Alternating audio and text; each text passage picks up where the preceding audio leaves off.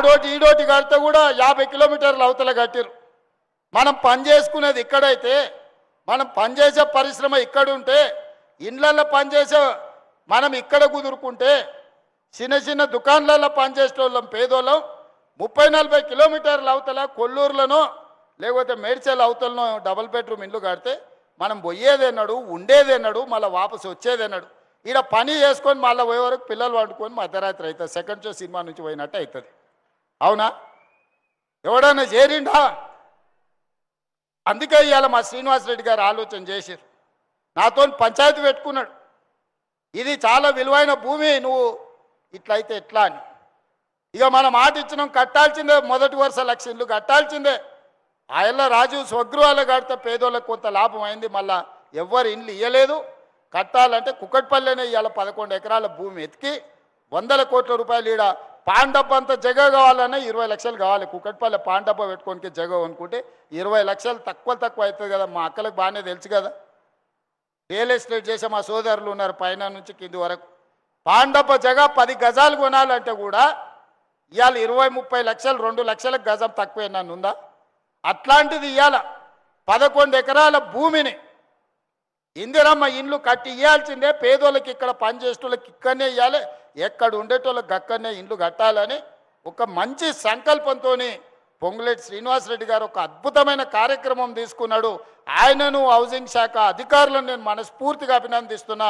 మంచి కార్యక్రమాన్ని తీసుకున్నారు మీరు. ఆ ఏళ్ళ Kukatpally housing board colony Congress ఉన్నప్పుడే కట్టింది. రాజీవ్ స్వగృహ కాంగ్రెస్ ఉన్నప్పుడే కట్టింది. ఎంతోమంది ప్రభుత్వ ఉద్యోగులకు ఇండ్ల స్థలాలు కాలనీలు ఆనాడు ఇచ్చినాం. ఇవాళ సాంప్రదాయమే దెబ్బతిన్నది. మళ్ళీ మీరు పేదలకు ఇండ్లు కట్టుకోవడానికి మనసు పెద్దది చేసుకొని కోట్ల రూపాయల విలువైన భూములను ఈరోజు పేదోళ్లకు ఈరోజు ఇస్తున్నారు. భూమికి మీ దగ్గర ఒక్క రూపాయి తీసుకుంటలేం. కట్టడానికి అయ్యే ఖర్చులో ప్రభుత్వం 5 లక్షలు ఇస్తుంది, ఒక 5-6 లక్షలు మీరు ఇస్తారు. అంతేనా శ్రీనివాసరెడ్డి గారు? భూమి ఉచితమే కదా, భూమికి ఏం తీసుకోవు కదా. మీ ఎదురుగానే మాట చెప్పించిన మళ్ళా నాకు ఆఫీస్లో చెప్పి మళ్ళీ తర్వాత ఒకటి చెప్తే కష్టమని. మీకు ఇల్లు వచ్చిందంటే భూమికి అనా పైసా తీసుకోడు. రిజిస్ట్రేషన్ ఛార్జెస్ కూడా రద్దు చేయమని నేను అధికారులకు చెప్తున్నా. రిజిస్ట్రేషన్ ఛార్జెస్ కూడా తీసుకోవద్దు. కట్టే దాంట్లో అయ్యే ఖర్చే 5 లక్షలు నువ్వు మిగిలినవి వాళ్ళు ఇస్తారు. ఎందుకంటే ఇత్తేసి పొత్తుకూడాలని చెప్పారు వెనకటికి పెద్దోళ్ళు. ఏమి వేయకపోతే మనకు జిమ్మేదారి ఉండదు.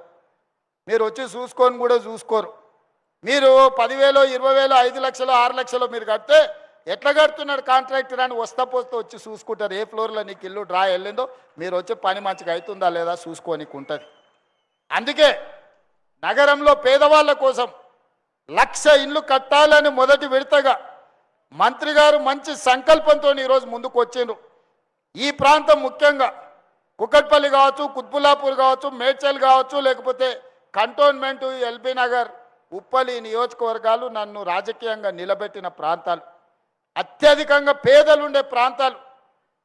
ఇతర జిల్లాలు, ఇతర రాష్ట్రాలు, ఇతర దేశాల నుంచి పనులు చేయడానికి ఇక్కడ వలసలు వస్తున్న ప్రాంతం.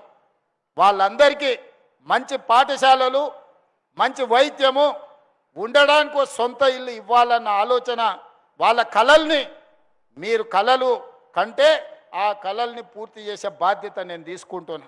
మీ సొంతింటి కళ నెరవేరడానికి ఈ ప్రభుత్వం, మీ సోదరుడు రేవంత్ రెడ్డి 100% అండగా ఉంటాడు.